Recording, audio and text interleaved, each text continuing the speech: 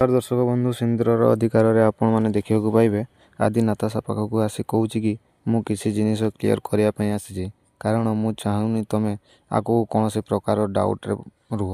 ଆଦିର କଥା ଶୁଣି ନାତାଶା ବ୍ୟସ୍ତ ହୋଇ କହୁଛି, କିନ୍ତୁ ଆମେ ତ କଥା ହେଇ ସାରିଛୁ ନା, କାହିଁକି ନା ତମେ ହିଁ କହିଥିଲ ଡେଲିଭରି ପରେ ମୁକ୍ତିଙ୍କୁ ଛୁଆ ଦେବା ପରେ ଆମର ଡିଭୋର୍ସ ହୋଇଯିବ। ଆଦି କହୁଛନ୍ତି, ହଁ ଠିକ୍ କଥା।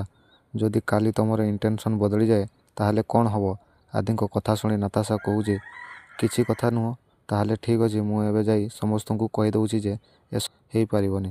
ନାତାଶାର ଏସବୁ କଥା ଶୁଣି ଆଦି ରାଗିକି କହୁଛି କି ତମର ଏସବୁ ଡ୍ରାମା ତମ ପାଖରେ ରଖ, ଆଉ ମୁଁ ଯାହା ତମକୁ କହୁଛି ସେଟା ତମେ ଦିମାଗରେ ଫିଟ୍ କରିଦିଅ।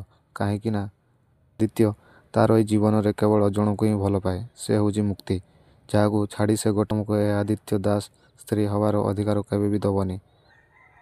ଆମର ଏ ସମ୍ପର୍କ ବି କରୁଛି କେବଳ ମୋର ମୁକ୍ତିର ଖୁସି ପାଇଁ କରୁଛି। ଆଦିର ଏସବୁ କଥା ଶୁଣି ନାତାଶା ପୁରାପୁରି ସକ୍ ହୋଇଯିବ।